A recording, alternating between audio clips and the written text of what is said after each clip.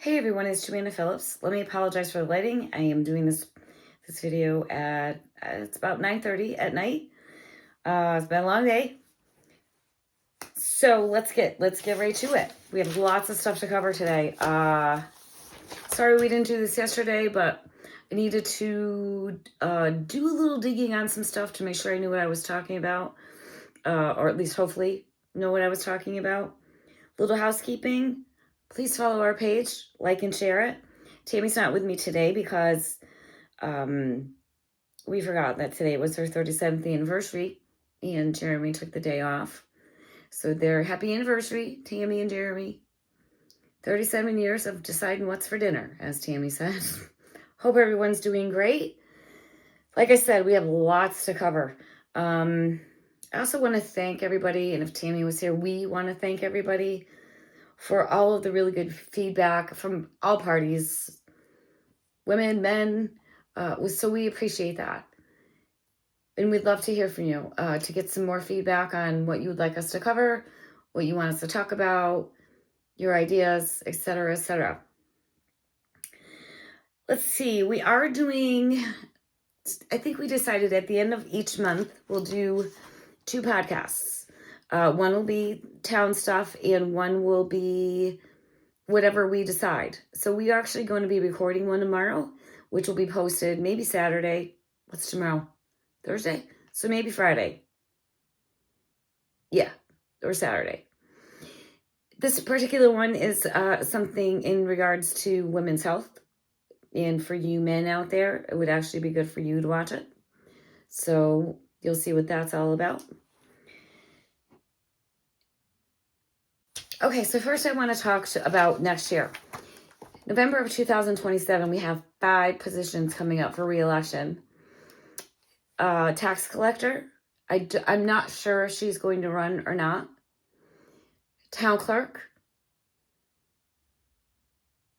highway super, and two board seats.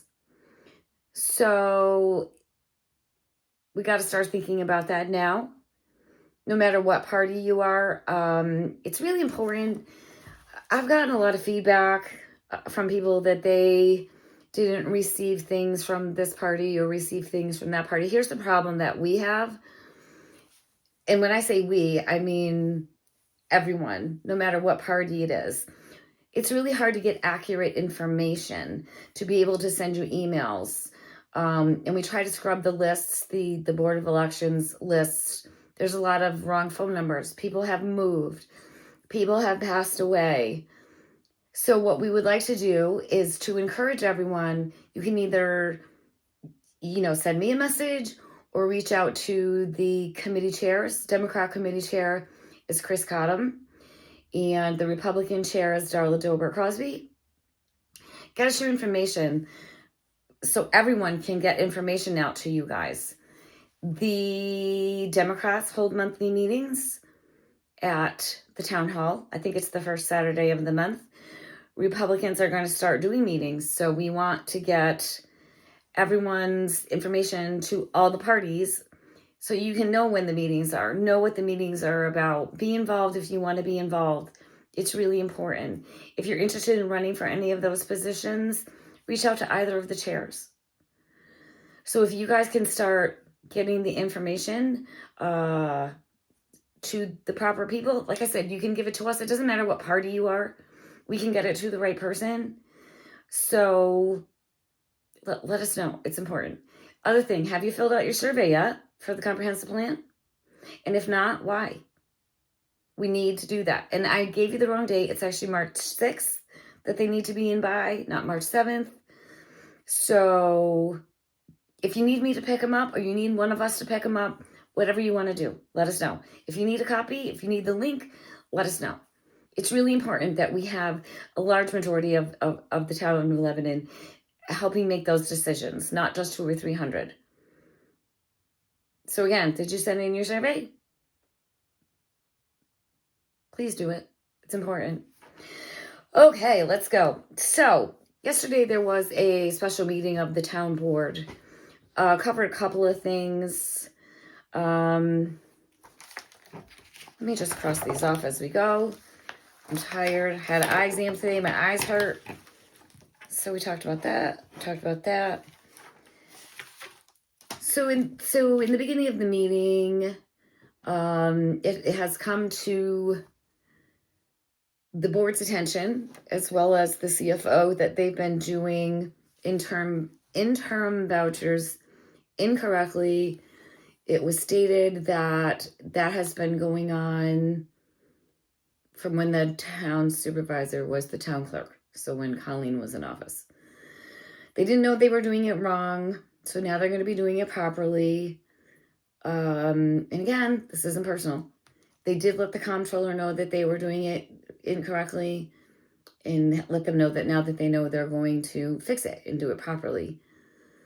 I struggle, and it doesn't matter who's in that position.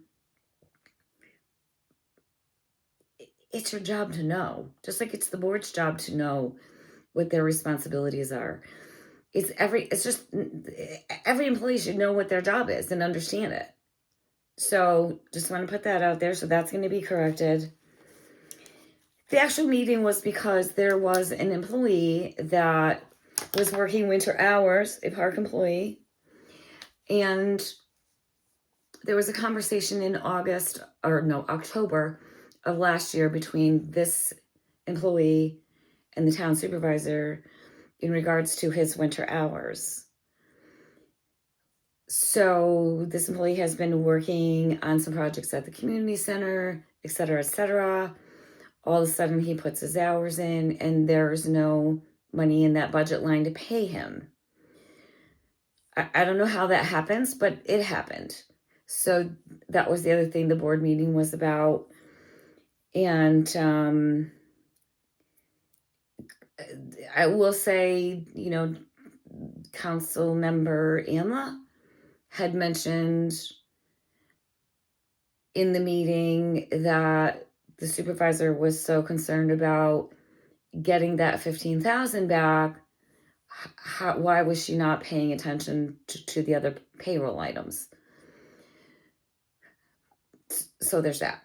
Again, I'm just telling you about the meeting. That's all.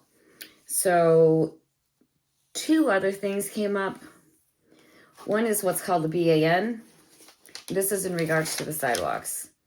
And a BAN is a bond anticipation note.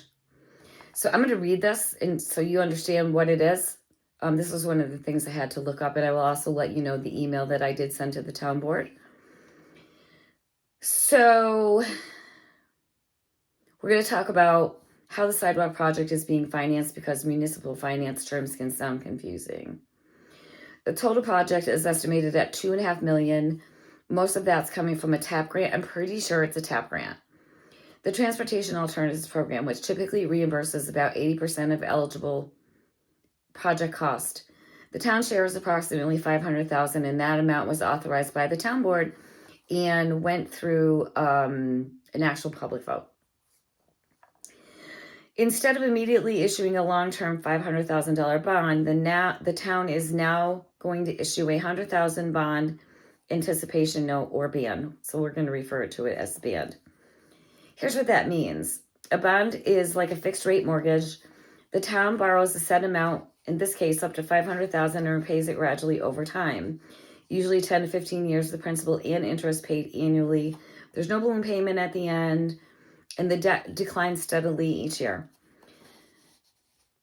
A BAN is a little different. A BAN is a short-term bridge loan. It's issued under the same bond authorization, but it's temporary. It allows the town to borrow a smaller amount, which is now $100,000, to cover early engineering expenses while waiting for state reimbursement. It's important to understand this. The $100,000 is not an addition to the $500,000. It's part of it. When construction begins, the long-term bond would be issued and the BAN would be paid off from the bond proceeds. So we're not looking at $600,000. We're looking still at the $500,000. We're just getting that $100,000 early.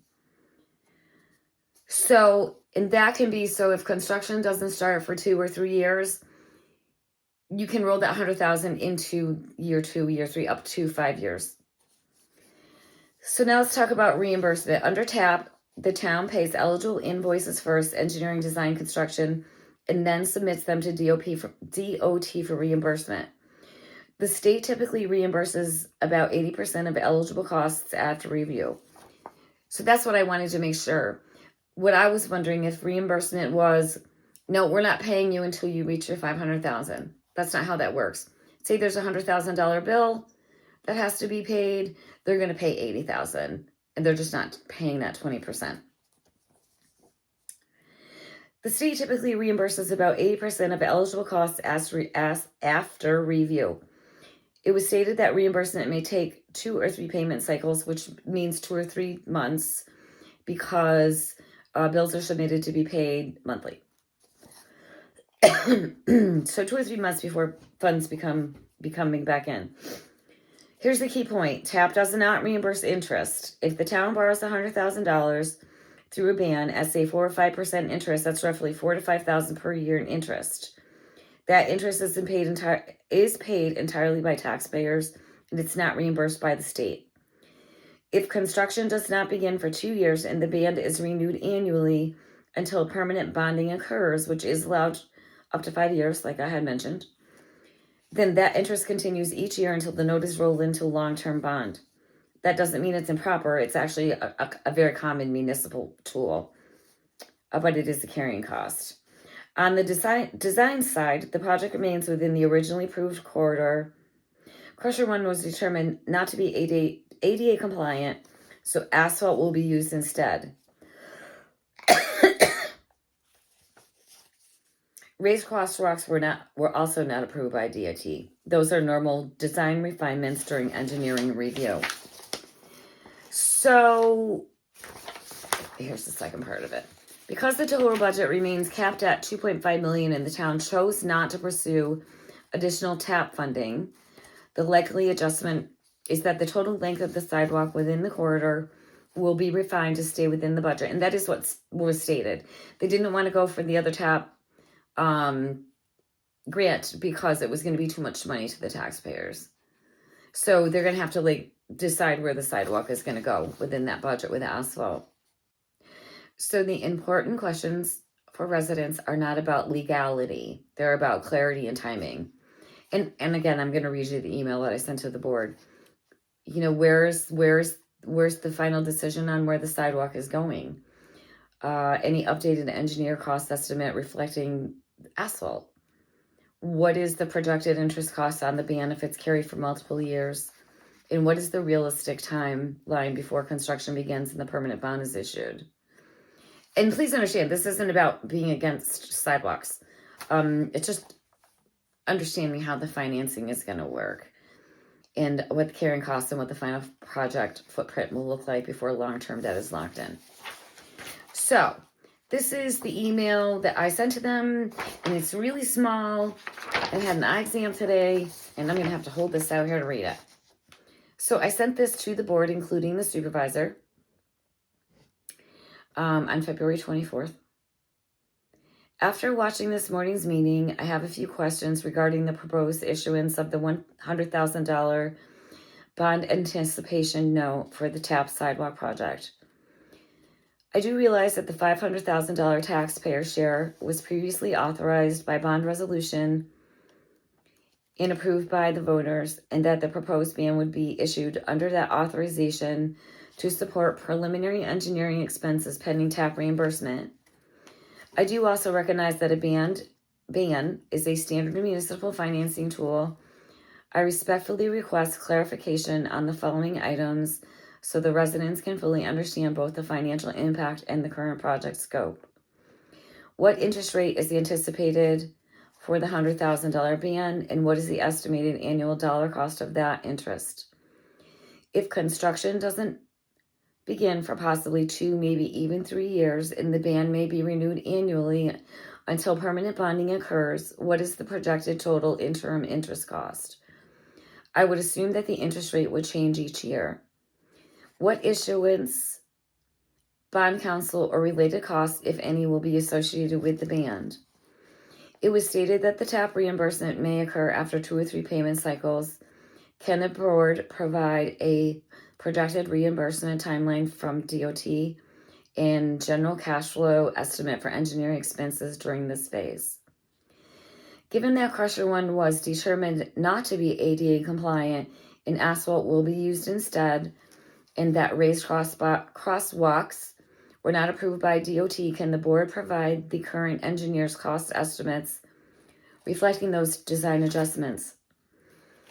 As the total budget remains capped at $2.5 million and the town has chosen not to pursue additional TAP funding, can the board please provide an updated map clearly showing the proposed sidewalk alignment, beginning and ending points, and estimated total length within the approved corridor, as well as proposed crosswalks?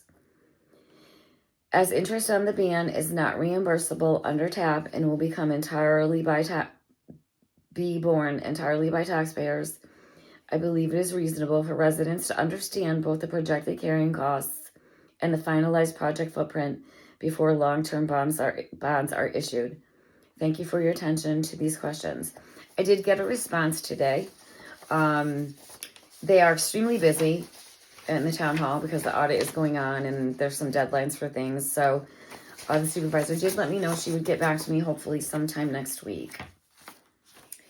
The other thing that was brought up in the meeting yesterday was what's going on with the town garage. And that with the insurance money, but there's this thing in regards to what's considered an emergency and what's considered not emergency to forego the procurement policy. And meaning there's certain things that will still have to go out to bid if they're not considered emergency. For example, if there's the roof issue and things have to be looked at underneath, I forgot what they called, need to be looked at, but the roof has to come off.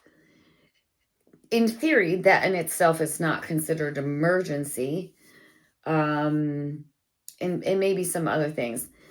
My opinion on this is that our highway superintendent is so stressed out right now. They can't use the garages. There's no heat in the garages. They can't maintain their own trucks. We're already down one truck that caught on fire. We have another truck that I think went into the shop because they can't work on them right now. All of the equipment is in the parking lot. It's causing, issues, especially on court night, with where vehicles park, which then, when it snows, if it's on a court night, then our highway guys have to worry about the cars in the parking lot because they're parked everywhere.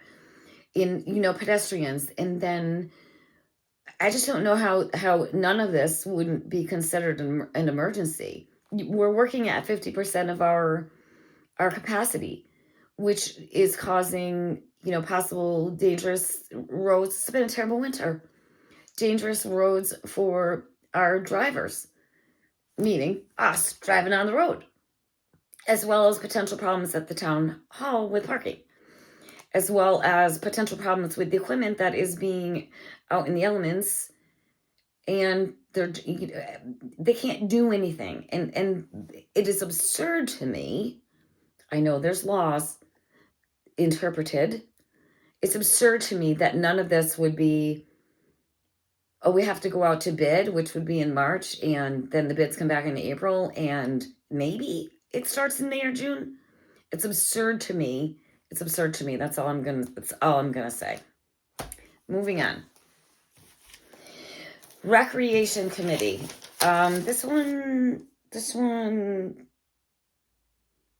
was interesting. I watched the Recreation Committee meeting from February 17th. My first thought, though, let me get a drink. I've been talking a lot today. That's why I don't really have a voice. My first thought is the rec commission that is no longer, and now there's an events committee that is some of the members of the old recreation commission that wasn't a commission. So I had to do a little legwork. See, the recreation committee operates under local law number, I believe, 47. So now we have this events committee, And so it's a little convoluted, but I'm just going to read you this in regards to the problem with the committee versus the rec commission.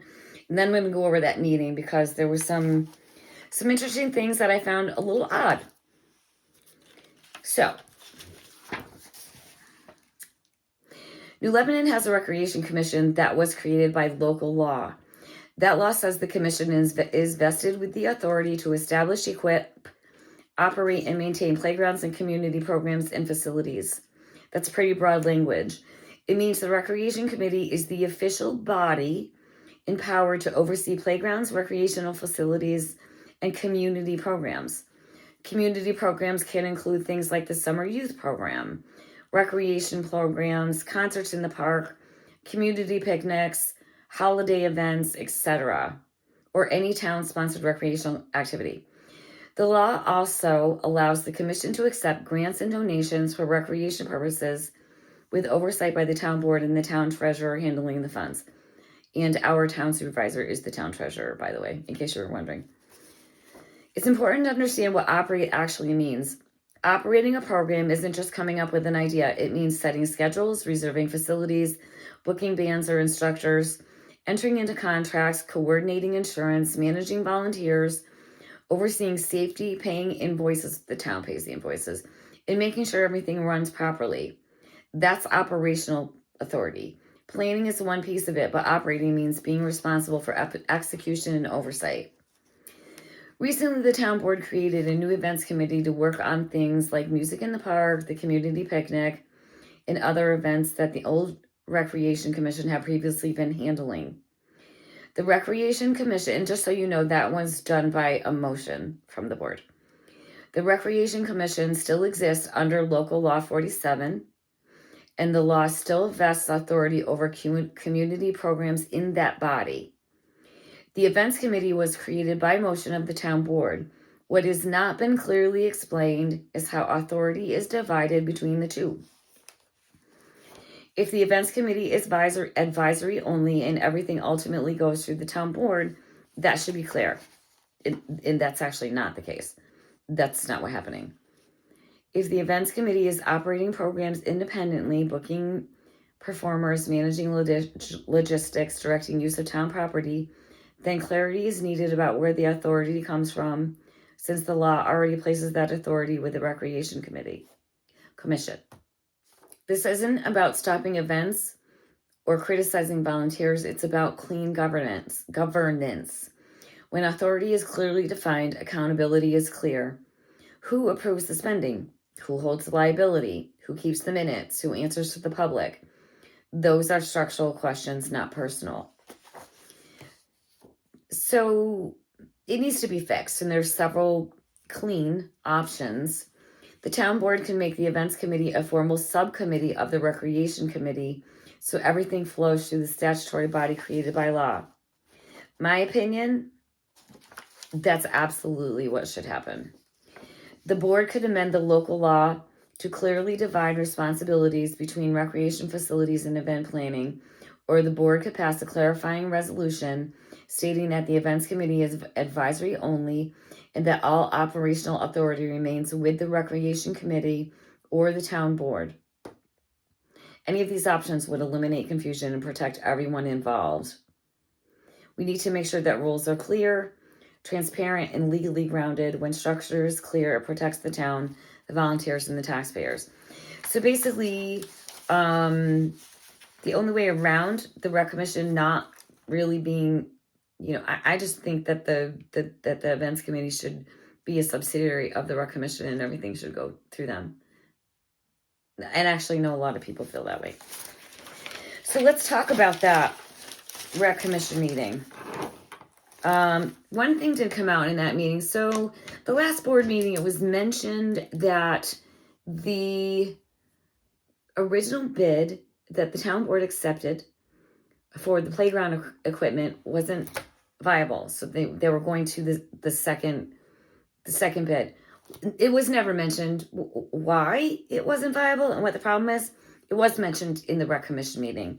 So apparently that first bid didn't include the equipment. Now, I read the bid that went out So, that was pretty clear. So the bids in the bid specs, when the bid specs went out, it was a lot. So when those bids came back, we took the lowest bid, and come to find out now, and that was last year, probably in the fall, that we accepted that bid. How did we not know that it didn't include the equipment? Are we just looking at numbers? We're not reading the contract? Is our lawyer involved in our contracts? I know that he wasn't, and that was brought up by ex-council member Skirkus. I think that, is it the engineer? Is it the town board? Did the town board actually see the bids or just see the numbers? It's all very confusing. Long story short, somebody didn't do their job to realize that it didn't include the equipment. So that came out in the meeting. I just went over the recreation and the events committee. A couple of other things came up that I thought was rather interesting. Councilmember Patterson was in that meeting, and he was talking about the skate park and how he wants to get a timeline together to get it done. And I think the thing that kind of threw me off was he had said that there were engineers and skateboard experts that said that the equipment is perfectly okay to use. I'm probably going to send an email to the board to, request that documentation, because I don't know, it's a little sketchy if you look at it. So there's that. The skating rink, it got brought up because of the floor and whatever else. Nobody knew how to put it together. I guess my question would be, did anybody take all the parts out to look at it to see how to put it together? Needless to say, that's not happening this year. Now let's talk about the floor. Let's talk about the floor in the pavilion. That was supposed to be fixed years ago. Actually, a lot of people actually thought it was, but it wasn't. Let's talk about the roof. There was stuff to fix the roof in the pavilion that Councilmember Amlaw found in the basement of the town hall that expired in 2021. So, the roof isn't done, and that's leaking. And so, and council member Patterson did talk about that. I have no words. Then council member, I drooled on myself. Sorry. Or I dripped water on me. I don't know. I had a wet spot. So the trees got brought up. And if you all remember, Joanne, Councilmember Amlaw, was talking to an arborist about moving trees and grouping them properly so that they could grow properly, and that there was a motion made by the town board that she was going to pay out of pocket for that. It was approximately $3,500. I get confused between the CAC committee and the CSC. I think it's the CAC. Maybe. I'm not sure. Whoever did the trees for trips, those trees, there is some pushback that at least one of the members just wants to cut the trees down rather than moving them. And I guess I don't understand why. If it's not costing the town any money, and you have a resident who is also on the board who has been hearing a lot of residents about the trees, and she's offering to pay that, I don't understand. The question got brought up, who's going to water it? Julian's not going to spend all that money and not make sure the trees aren't watered. I can't wrap my head around the pushback on that. Make it make sense. Councilmember Patterson, along the lines of the trees, had also mentioned that that Councilmember Amlaw is upset because she wasn't the liaison and he is. I think it's important to note that there's a lot of people in the town that are upset that Joanne got removed from the liaison. That park is that girl's woman. that's her thing, right? That's her passion. It always has been. So, but he did mention that I think it was his family were friends or something with the arborist, so he could make that transition really easy. So yeah, some they did have some great ideas though, as far as, maybe some fundraisers and, different things to do. I know there's going to be an Earth Day, stuff at the park. So I can't wait to see what they're going to do. And seems to be going pretty well, but we'll keep an eye on the rec commission. The community center. Okay, so I've had a lot of people. I got to tell you, I'm pretty much a recluse, but I've been getting out a lot more lately, and I will say that the campaign actually helped me do that. I'm a homebody. Like I don't like to leave the house. I have been out more in the last 6 months than my whole entire life. And I've had a lot of people ask me about the community center. So when the community center was first pitched, I was one of the ones that was really pushing, can we get an idea of what those estimated expenses are going to be? And so at the time, and this was in July 9th board meeting, 2024, estimated annual expenses, the community center coordinator, $10,400, operating expenses, $20,000, programming expenses, $5,000, insurance, $550, and that's not including the LVPA. Potential revenues included sheriff's office rental, $6,500, facility rental, $7,200. So the net annual cost would be approximately $20,000.